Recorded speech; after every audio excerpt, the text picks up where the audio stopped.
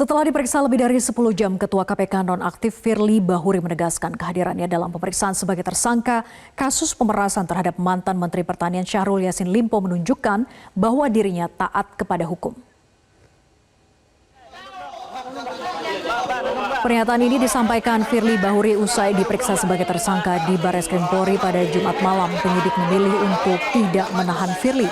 Firly berharap semua pihak mengikuti dan mengawal proses hukum yang tengah berjalan.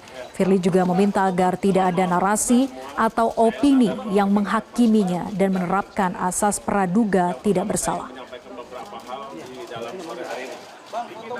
Yang pertama adalah mengabdi kepada bangsa dan negara. Dan sampai hari ini saya tetap bangga kepada kepolisian negara Indonesia. Yang kedua, saya juga ingin menyampaikan kepada rekan-rekan semua bahwa saya sangat taat kepada hukum, tinggi supremasi hukum, dan tentulah kita sadar bahwa negara kita adalah negara hukum, Rechtsstaat, dan bukan negara kekuasaan atau maksud. Karena itu saya sungguh berharap, mari kita ikuti proses hukum yang sedang berjalan, dan tentu saya juga meminta kepada rekan-rekan semua dalam rangka mencerdaskan kehidupan bangsa, supaya tidak menebar, mengembangkan ataupun menyusun narasi-narasi atau opini yang akan menyesatkan kita semua, bahkan cenderung menghakimi kita semua.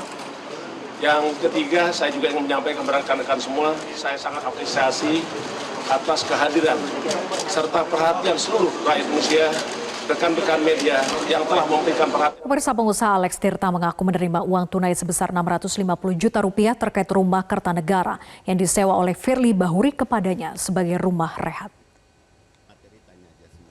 Hal itu diungkapkan Alex kepada wartawan setelah menjalani 9 jam pemeriksaan di Barreskrim Polri. Alex diperiksa dalam kapasitasnya sebagai saksi dalam kasus dugaan pemerasan Ketua KPK nonaktif Firly Bahuri kepada mantan Menteri Pertanian Syahrul Yassin Limpo. Alex mengaku diberi 13 pertanyaan oleh penyidik, adapun materinya terkait dengan rumah di Kertanegara. Alex tidak berbicara banyak mengenai pemeriksaan yang dijalaninya hari ini, namun ia mengaku sempat bertemu dengan Firly Bahuri. Dalam pemeriksaan itu, Alex mengaku hanya sempat bertemu dengan Firly, tapi tidak dikonfrontasi.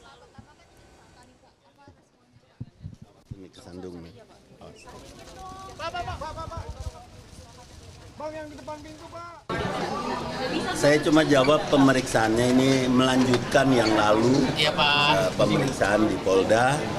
Jadi hanya sekarang memperjelas itu semua aja. Saya kira itu aja semua. Pak, tadi dikonfrontasi sama Pak Firly nggak, Pak? Enggak. Tapi sempat ketemu Pak di atas sama Pak Firly, Pak? Tadi ada sempat ketemu juga. Ngobrol-ngobrol gitu Pak, dikit Pak sama Pak Firly? Ya sempat sebatas salam aja ya. Pak, itu kan sebelumnya mengaku bahwa rumah itu disewa 650 juta melalui Bapak. Itu pembayaran dari Pak Firly itu cash atau transfer, Pak? Tunai. Tunai. Bentuknya apa, Pak? Bentuknya, Pak? Uang tunai. Cukup ya? Pemirsa, Koordinator Masyarakat Anti Korupsi Indonesia atau MAKI, Boyamin Saiman telah selesai menjalani pemeriksaan di Dewan Pengawas KPK Jakarta. Boyamin mengatakan ia diminta menjelaskan soal rumah sewa Ketua KPK nonaktif Firly Bahuri di Jalan Kertanegara nomor 46 Jakarta Selatan. Menurut Boyamin, penyewaan rumah Kertanegara 46 masuk dalam kategori gaya hidup mewah yang dilarang dilakukan oleh pimpinan KPK. Rumah tersebut juga tidak masuk dalam laporan harta kekayaan penyelenggara negara atau LHKPN Firly. Menurut Boyamin, Firly seharusnya wajib melaporkan aset tersebut di LHKPN karena jika tidak bisa masuk dalam kategori penerimaan gratifikasi. Selain soal rumah, Boyamin juga menyerahkan bukti foto terkait kedekatan Firly dengan pengusaha Alex Tirta. Dokumen itu dibawa untuk mematahkan klaim keduanya tidak saling mengenal. Kami menjelaskan bertemu dengan saksi itu bagaimana, di mana, dan tadinya ngomong apa, kemudian menjadi ngomong apa adanya gitu. Jadi itu berkaitan dengan poin pertama, berkaitan dengan Pak SYL.